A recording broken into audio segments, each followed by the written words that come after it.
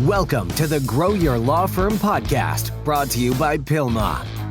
This podcast helps lead lawyers to more growth, profit, and freedom. Here is your legal marketing expert and host, Ken Hardison.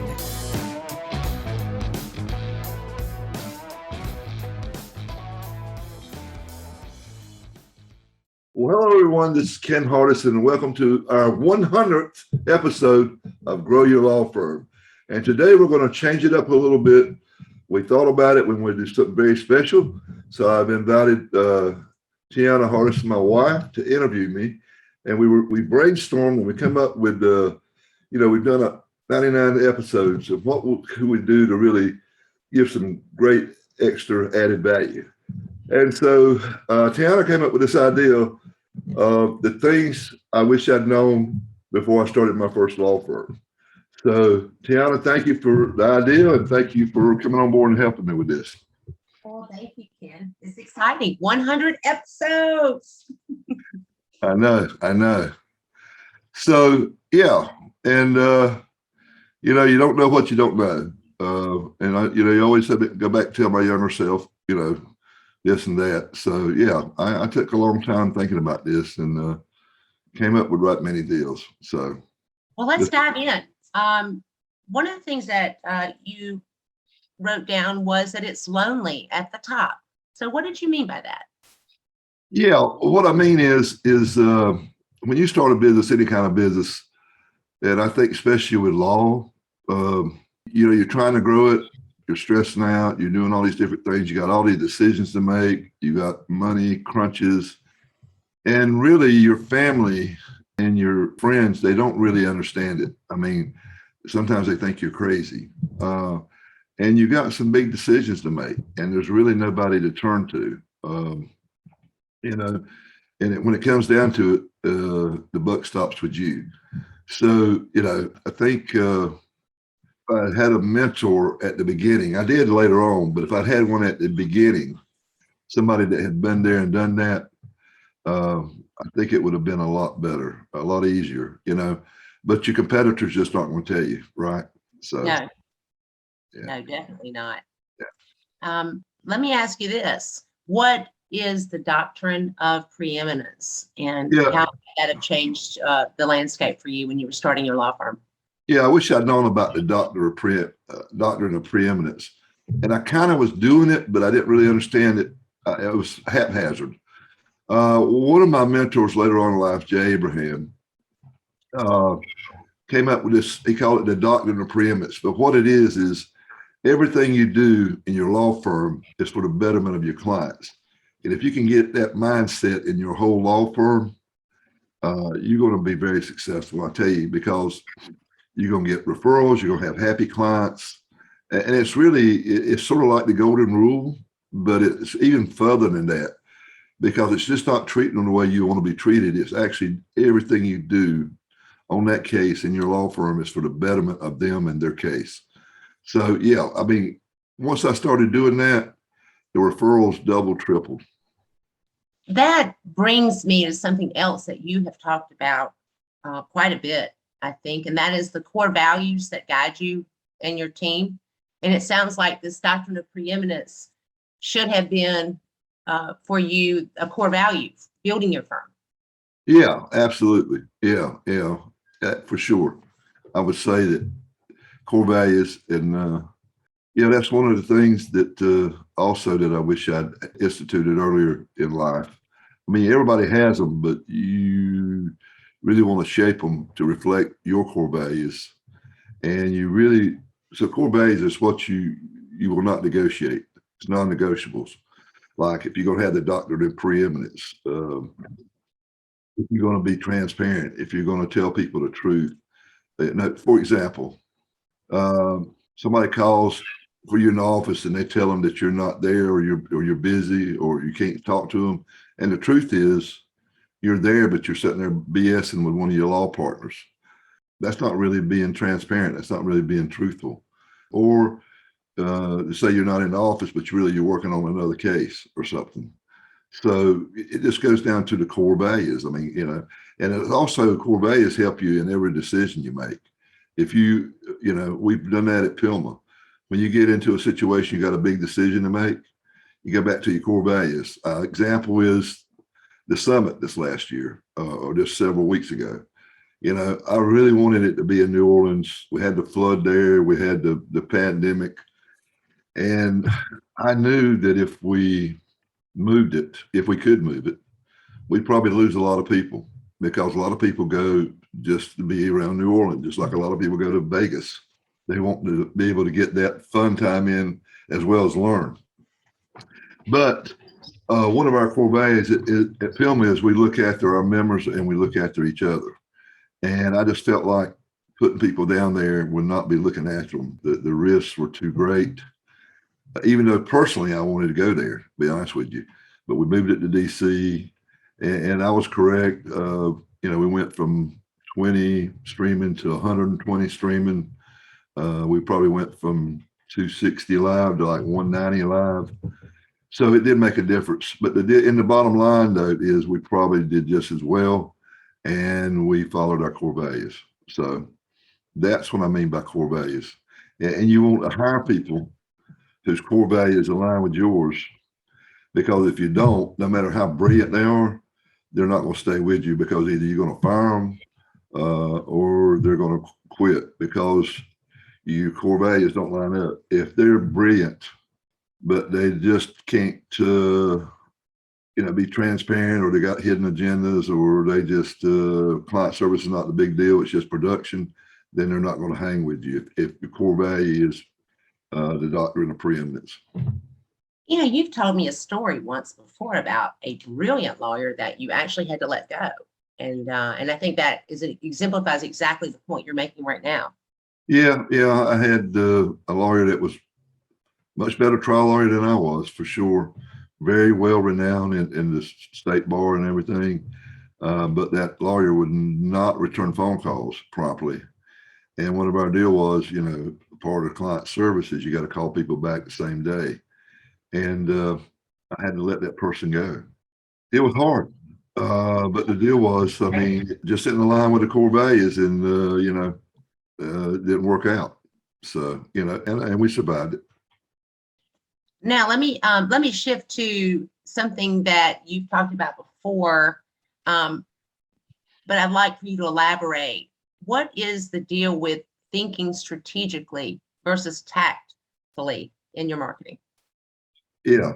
So thinking strategically, most lawyers, tactically is when you just go say, okay, I need some more PI cases. So this vendor says he can get me some more, so I'm just going to pay him $20,000 a month, or I'm just going to buy this program. I'm just going to do these Facebook ads. And you don't even think strategically about, number one, what is your unique, what's your differentiator? What's your unique selling proposition? Well, I've talked about this many, many times, because you got to stand out from the clutter.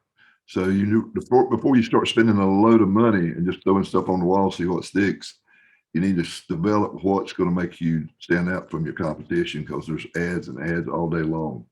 We see them on TV, we see them on billboards, we see them on buses, we see Facebook ads, it's just everywhere. And then the other thing is, you got to figure out who your ideal client is, and what is it that keeps them up at night? Because you got to answer the questions. If you can get into the head of the person that you're trying to get to hire you for your services, then you're going to know how to shape the message. It's like fishing. If you don't have the right bait, I don't care if you buy the most expensive bait in the world, but if you're fishing in a pond that these fish don't like that bait, you're not going to catch them. So you got to think more strategically, and then you need to really create that message, and then you need to be consistent with it. And so that's thinking more strategically than just saying, okay, I need some more cases, so I'm going to spend money here and there. I'm going to have one message over here, another message over here. I don't really know. I'm sending this out. Be like me.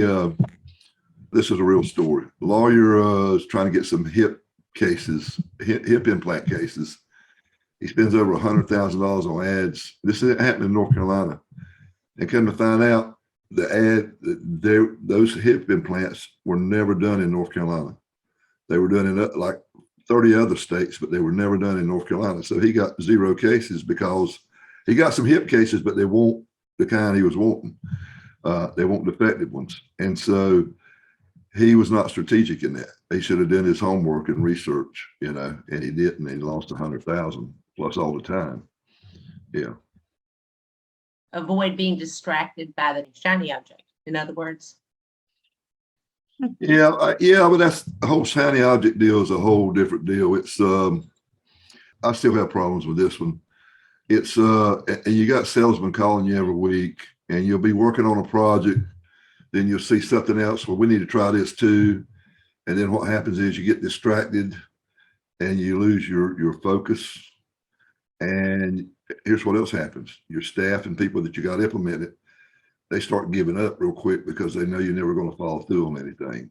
And you can really waste your money. And that goes back to going back to being strategic, instead of just tactical, bam, bam, bam, all over the place. So you really want to think that when you're marketing through in your whole growth plan, not just haphazardly and not be jumping on the next, I call them shiny objects. People always say they got the silver bullet. This will get you the cases. And the deal is there is no silver bullet. If there was, I would have discovered it years ago, patented it and be on board. But it takes a bunch of little things, there's not any one thing. I've heard you say this many times before, but I'm sure there's a story to it or a background to it. You say hire slow and fire fast.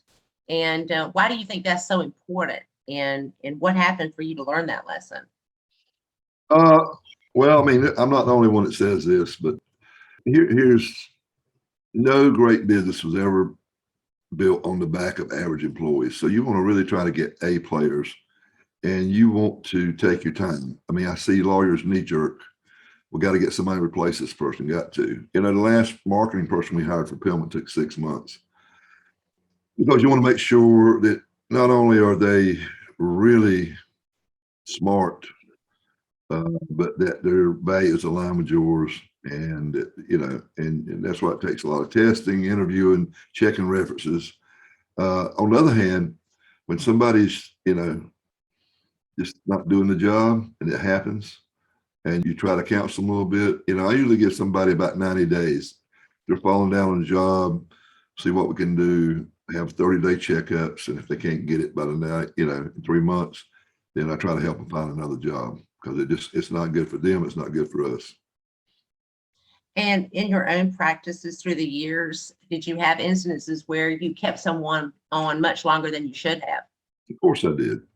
Yeah, because here's everybody will say, well, I just can't do without that person.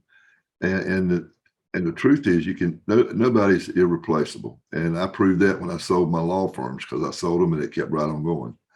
So, if you've got the processes and procedures, which is another thing that I wish I'd have done a lot quicker when I first started. So this is another thing I wish I'd known. You really need to have your infrastructure set up before you start spending loads of money on marketing. So I said you got to get your USP, your differentiator, but even before you do that, you need to get things set up where you can handle the growth.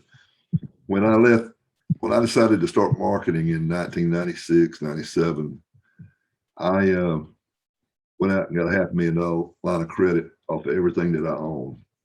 What I built up for 12 years is practicing hard, just working hard. And I went on TV, and back then it was really very easy. Signed up 20 cases to like over 120 cases in 1 month. After about 60, 90 days of that, man, we just were overwhelmed, and we were getting complaints, people calling, people complaining, people firing us. And thank God I found a lady by the name of Cheryl Leon came in, and she really got us up to speed. It took about 6 months, but we kind of cut off the TV a little bit, and then we weared it and came back about half as strong. But once we got this processes and procedures in and systems, it made it so much easier, and so that we could hire people, onboard them, and then everybody was doing the same quality of work with the same benchmarks and the same standards. Because you want the same operating standards. You don't want everybody doing their own little mini law firm. Because as you scale up, You want everything to be, in conformity, standardized, so to speak, as much as you can. So yeah, absolutely. Well, and it seems only natural that you'd want to get the phone really ringing before you invested and spent all the money in infrastructure, because it would be scary to have increase your overhead dramatically, not knowing if you could get the phone to ring. Well, but think about it. You don't have to spend that much money because you can take the people that you got. So we did this with Pilma. Everybody work an hour a week. You can get the one that does the best job. You get your A player, like your paralegal, your lawyer, whatever, and you go through each, like from the start of a case to the end of a case, the checklist. Here's what you do: A, B, C, D. Hiring somebody, A, B, C, D. Firing somebody, A, B, C, D. Disbursements, A, B, C, D. And you just lay it out, and then memorialize it. And you can do that through they got all these different softwares now, and that you can do that with, so that it just makes it so much easier. So you don't have to spend a load of money. Just it takes a lot of time. That's why I said it took 6 months to really get it done, because you want to have it memorialized. Back when we did it, we had to do it on paper, but now they got software like Sweet Success. All you got to do is just processes, process and systems software, and you can find it all over. There's just so many of them out there now. But yeah, so it don't take that much money. It takes time, but once you get it down, then it just makes it so much easier. And here's something else that happens too. We're talking about, if somebody is not doing their job, you're scared to let them go because nobody will know what to do. If you've got the processes and procedures in there, then they'll know what to do. And you need to do this whether you want to fire somebody or not. You want to do that because that person get hit by a bus tomorrow, but then they might quit on you, or you might want to fire them. But either way, they might be gone. And then they've got all this intellectual capital built up that you've probably paid for through training and just experience, and you don't have it. So it's just really smart to get everything memorialized. It just makes it for so many different reasons that I've expounded on. What do you think about the A players and compensation for employees? Yeah. And have your thoughts on that changed over the years? Yeah. So yeah, I used to be, tight when it came to overhead, but when it comes to, like I said earlier, no great law firm was built on the back of average players. And one of his studies have shown us is that I wish I'd done it at the beginning, but if you can get the A players, and you're never going to be able to get all A players, but when I say A players, I would suggest you read the book by Patrick Lencioni, 5 Dysfunctions of a Team. I think it's choosing an A player. He's got another book out. You can hire an A player and pay them 50% more because they're going to do 3 times as much work as a B player. So you got to look at it as an investment. If you can find an A player whose core values line up with yours in your law firms, you're going to be 100 times ahead of the game. I didn't know all that when I started a law firm. I just say, hey, I just wanted to hire somebody with experience. And now, I'll be honest with you, experience helps.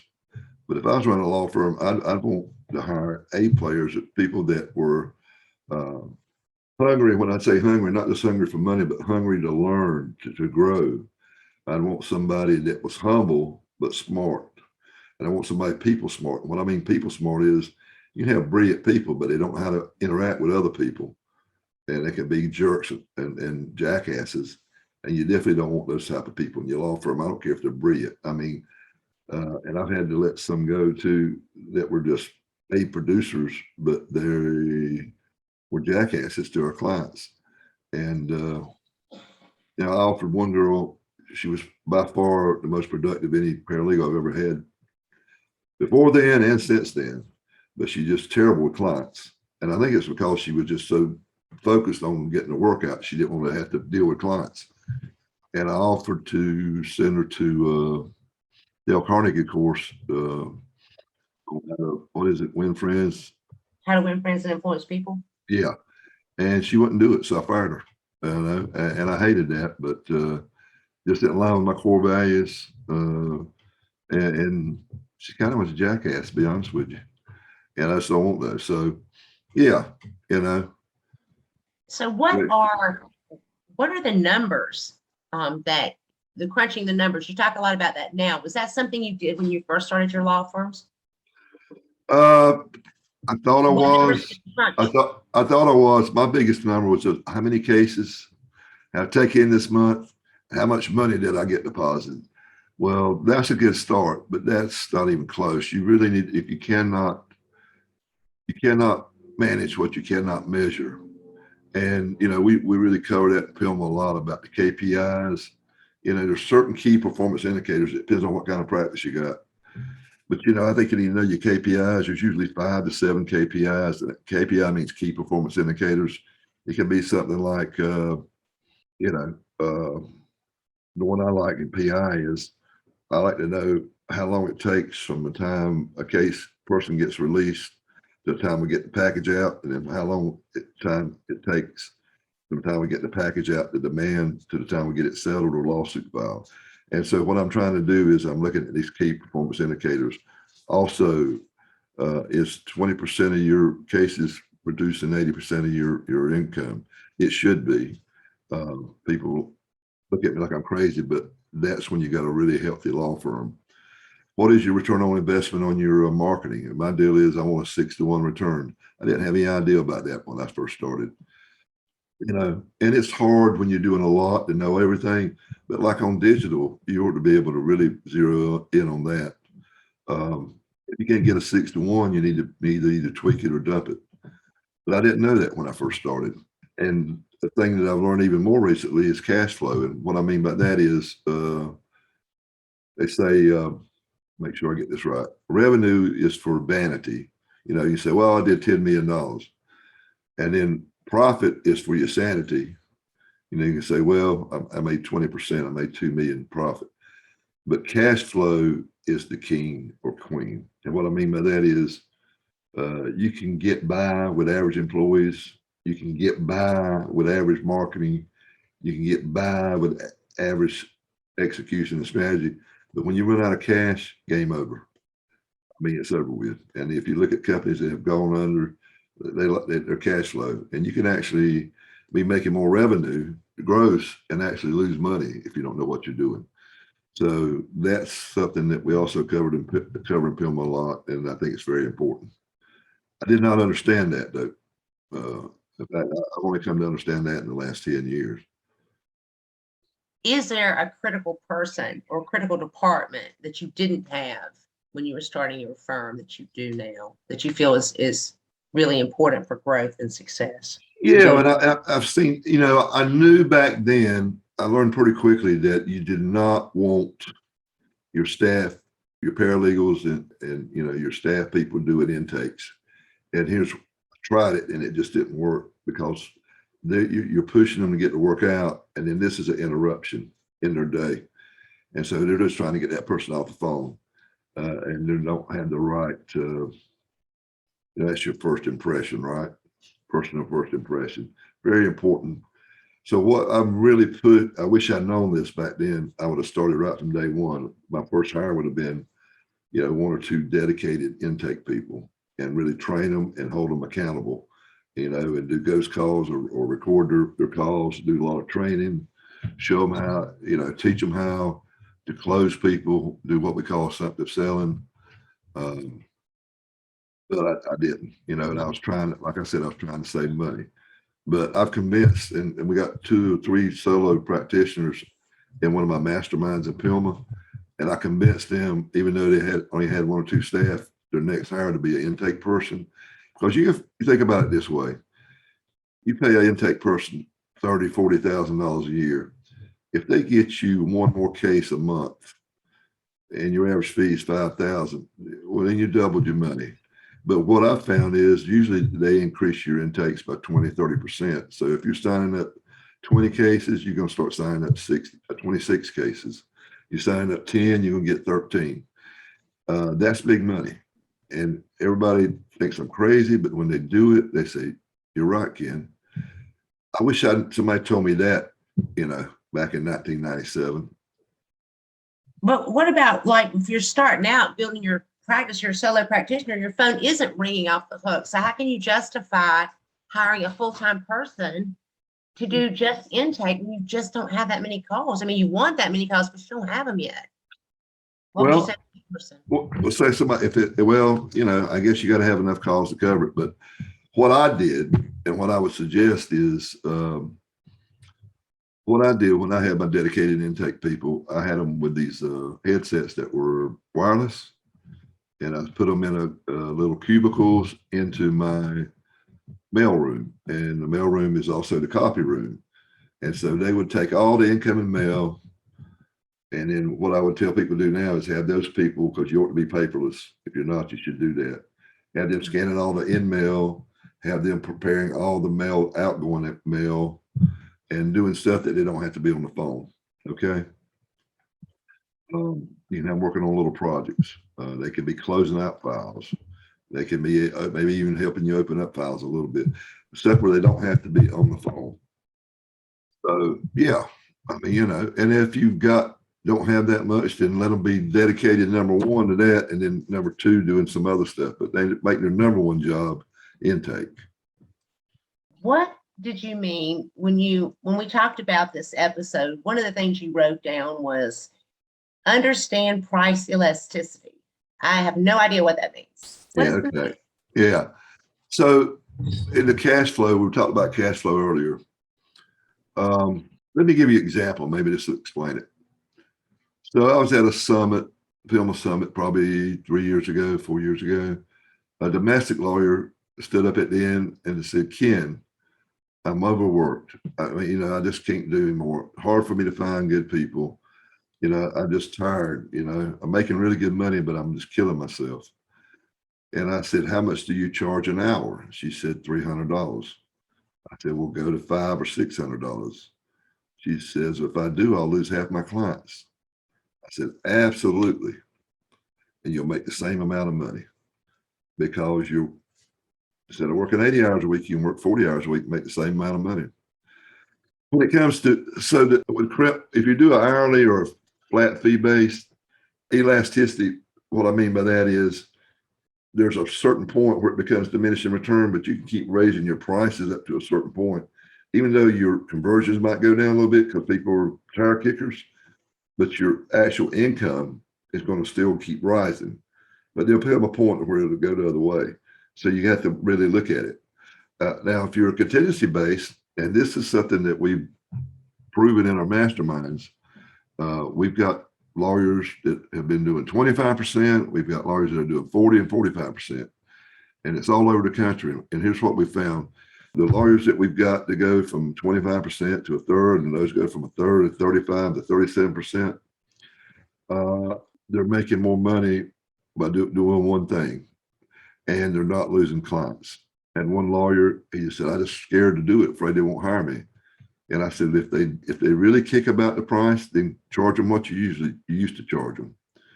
A year later, I said, "Well, how did it go?" He said, "I had two clients that I had to reduce the price down. But here's what happened.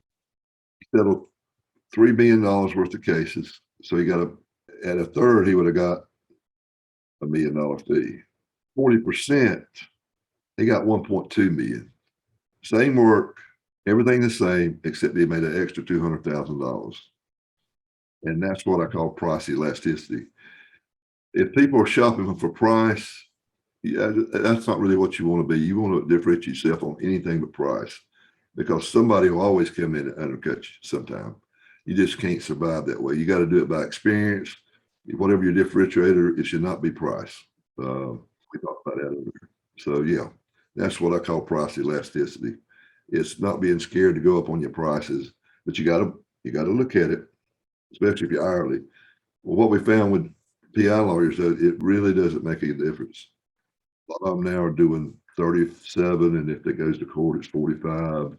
Some are just flat 40, and it seems to be working. I would say this too, and this is something that I don't wish I'd done. I always have done this, is I never let the client get less money than me. What I'm saying is, if I just always, unless they borrowed money against it, but their net proceeds, what they get will never be less than what my attorney fees are. I think that's just a moral compass deal with me. I mean, I know lawyers that do it, and that's fine. That's just morally, I just can't do it. I'm not the one that went through all the pain, suffered. I just don't have a good taste in my mouth. So I never have done that. What about leveraging strengths and delegating weaknesses? Why is Yeah. that something you feel you wish you'd known? Yeah, I wish I'd known, because my deal was two things that I was very mistaken about when I first started practicing law. If I could outwork my competitors, I'd win the game. And really, you need to work smarter, not harder. And the other thing is that you can't be great at everything. If you try to be great at everything, you're gonna be terrible at everything. What I'm saying is, we all have unique talents, whether we develop them or whether they're God-given. And instead of trying to be the best at everything, figure out what you got a passion for, what you really love doing, because that's what you're going to do the best job on. And then the things that you're terrible at or you struggle with, hire people and delegate it to them. Like, I know how to manage. I hate managing. I have no desire to manage. I like leadership, and I love marketing, and I love to come up with new ideas, and I love the vision, and I love trying to plan ahead for the future. That's where my strengths are. So, and you know me, you're married to me. I'm not a detail-oriented person. I'm more of the big picture, and seeing the big idea guy. And that's where I put and I try to hire people that are strong managers and are detail-oriented and that can implement what I'm doing, because, I think that is so challenging, though, for some people. Now, I think there's some lawyers that it's easy, but for some of us, it's hard. We control freaks have a really hard time with delegation. So what do you say to that person who's really super smart, super talented, working their butt off, and really have a hard time delegating? So there's two things. And some people are going to disagree with me on this, but I think good is good enough. And the deal is, the truth is, you probably can do some things better than anybody else. But if you don't like it, or, you can get these other people and delegate. And what is it? Trust but verify is what Reagan said. And that's why you get into all the KPIs and keeping up with things, with reports and whatever. I used to meet every month with each lawyer in my firm and go over their case list. Well, you have case management systems that have red that come up when you don't have your tasks done on time. That's delegating, but you're entrusting it to them, but you're verifying it, that they're not letting it fall between the cracks. Do you think that the lack of delegation, lack of being able to delegate, is one of the biggest mistakes that sometimes solo practitioners make that impedes their growth directly? Oh, absolutely. Absolutely. We can't do it all. I mean, just can't. I mean, it's just, I don't even want to, but I mean, I know what you're saying. There's a lot of people that are control freaks, and that's to be commended, but it's terrible when you're trying to grow a law practice. You have got to let go. If you're hiring really A players, and they got the same core values, then you'll be able to entrust them, and you really want to coach them up if they're not there and help them get to that point, in my opinion. Because if you delegate, that frees you up to work on your business rather than in it, right? Yeah, which is something that I wish I'd known. I tell lawyers now, because it's so hard to get them to do it, especially the smaller the firm, they just don't. I say you need to work on your business, and there's a great book out there. It was one of my aha moments. 1996, I read Michael Gerber's E-Myth and E-Myth Revisited, and basically what it says is, you as a business owner has got to work on your business and not just in it. Because if you're just going to work in it, then you might as well just be working for somebody else.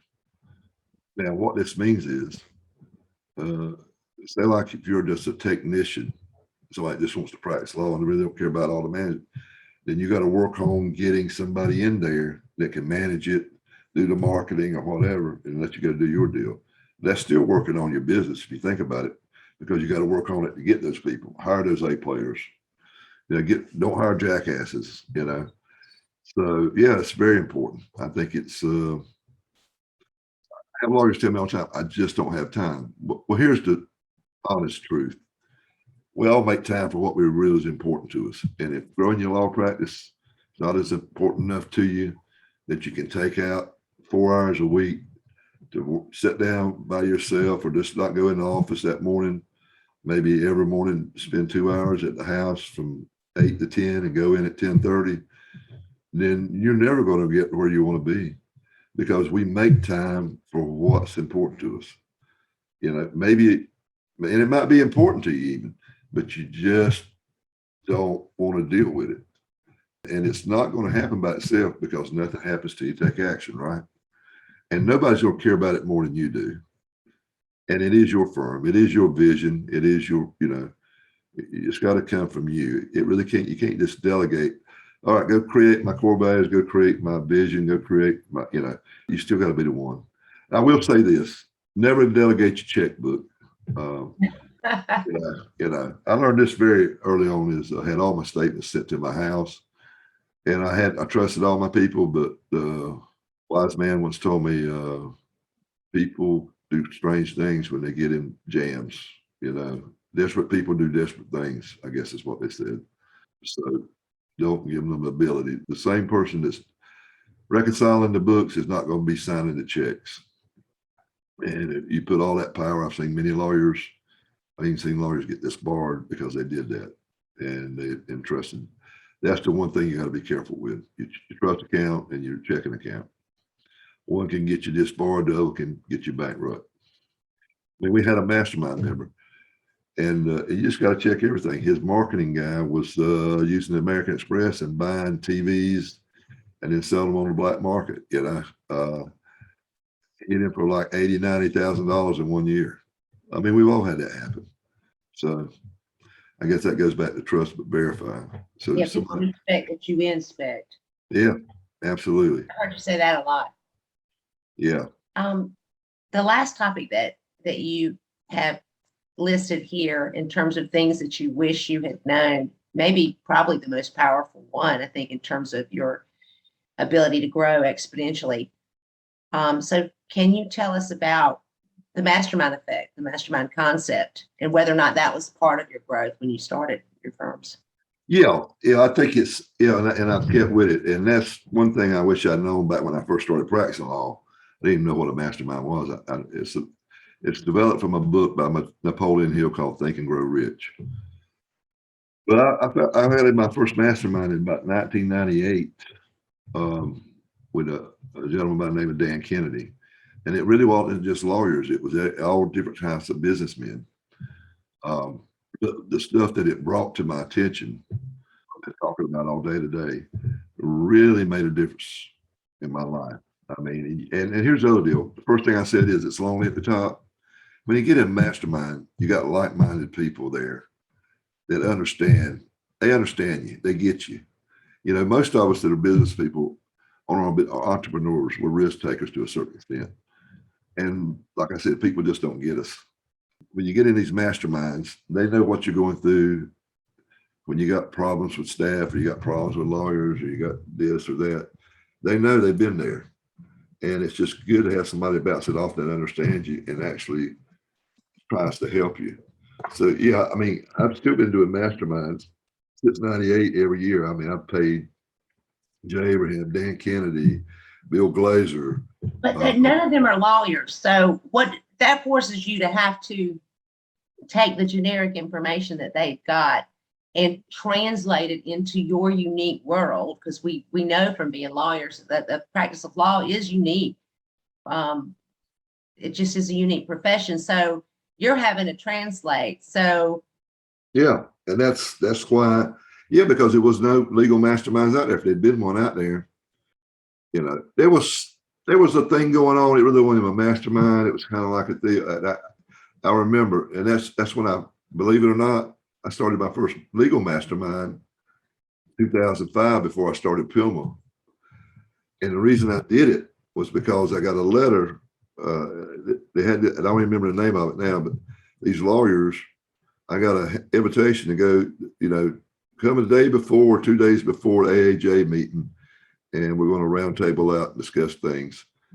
Sending your check. I remember sending your check for $1,200. This was like in 2005, 2004, maybe 2004. And I sent my check in, and then I got the check back and a letter saying, well, somebody in your state doesn't want you to be in it, so you got blackballed. I got so mad because why would they send me an invitation if they didn't get pre-approved by the other members, right? And I got mad and I said, hell, I'll start my own, because I'd already been doing masterminds, right, with Dan Kennedy, so I knew what they were about, and I got Dan to help me a little bit, and we just started them. I think the first one we had was in Vegas in 2005 at the Venetian. There was like 7 or 8 of us, and it kept, and then we got into Pilma, and it's just grown, and now I've got 5 masterminds with Pilma, and they're at different stages. Yeah, 5 different groups that are different stages. And I can tell you, the lawyers that are in the masterminds, they grow faster, and their stress is like 50% of what the other lawyers are. But I've had every lawyer that's ever joined one, the only thing they ever told me was they regretted not joining earlier. And I do too.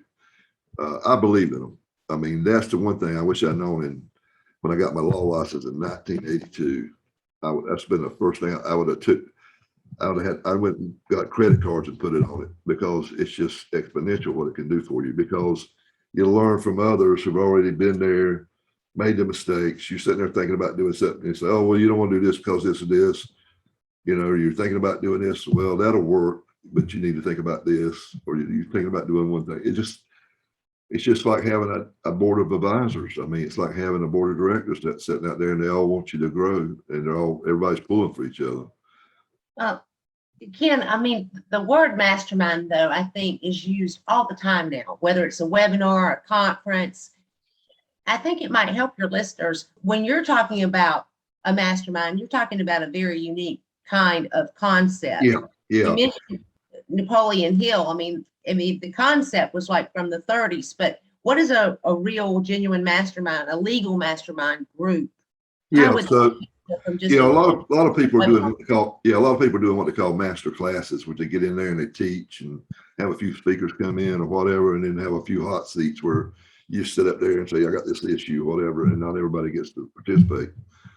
A true mastermind, I keep mine under 16 or less in each group, and they cannot be from the same market, because they want a free flow idea.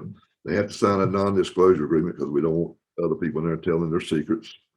And that allows a free flow of information, and everybody gets 45 minutes to an hour to talk about what's been working since the last meeting in marketing and management, what's not been working in marketing and management, and then what issues they're having that they need help with. And then everybody kicks in, asks questions, give their advice, and then I'm sitting there facilitating it. And at the end, if I don't think they got enough, then I throw in my 2 cents. But I try to get everybody involved in it so that it's collaborative. That's a true mastermind. But now everybody's calling everything masterminds. It's kind of crazy. But Firestone and those guys, back in the 20s and 30s, the Gettys and all that, they did masterminds, and it helped them, because they were the leaders in the industry.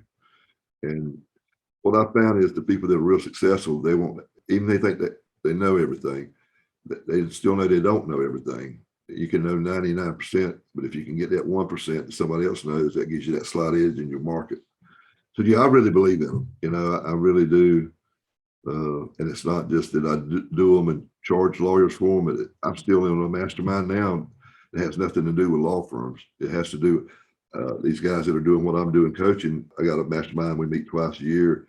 I got one that's an artist. I got one that's a music academy. The other one does dentists. The other one does authors. So, we share what's working, what's not working, how to do conferences, the whole deal. And it just makes it so much easier. And like I said, it's lonely at the top. It gives you some camaraderie. I've got some mastermind groups. They've been together 6-7 years, and it's like they go visit each other's firms. I mean, it becomes almost like a sorority fraternity type deal. And you're building on the knowledge of the other members of the group, so you're not having to reinvent the wheel. Whereas when you were building your firms and you didn't have that kind of access to 10 other men or women who had already figured out the TV advertising, they knew what worked, they knew what didn't, they knew how to buy the ads, they knew what to put in the ads, and all Yeah. the little things that you had to learn the hard way. Yeah, I wasted a lot of money and made a lot of, well, some people call them failures. I call them learning experiences, but my learning experiences could be very expensive sometimes. I mean, I've spent $200,000 or $300,000 learning something the hard way. Whereas if I'd been in a mastermind, I'm sure somebody would told you, Ken, don't waste your money. You know, it's like, that's the kind of stuff I would love to have heard back in 1997, 1996. I mean, I got some stuff from Dan Kennedy's, but I still had to take it and try to apply it to law firms. And sometimes it worked, but sometimes it didn't. Well, Ken, thank you so much for peeling back the curtain and letting us get the benefit of the wisdom and allowing me to help you celebrate your centennial episode of your podcast. Well, thank you. And as always, and thank you for everything you do for me. With Pilma and outside of Pilma, you've been one of my biggest fans, and I appreciate that. Appreciate it a lot. You actually do understand and get it, but right now we're the exception. We're not the rule. Most spouses don't understand what's going on in the law firm. But anyway, I mean, yeah, these are the things that, and there's probably some more, but these are like the most important things. I just really think that if I'd known these things the first day, I could have grown a lot quicker, worked a lot less hours, and and probably not have all these lines up here on my forehead. No, dear. No. Okay, well, thank you for listening and watching. If you're on YouTube, our 100th centennial edition of Grow Your Law Firm. Until next time, this is Ken Hardison, dedicated to your success. Thanks. Thank you. Bye-bye.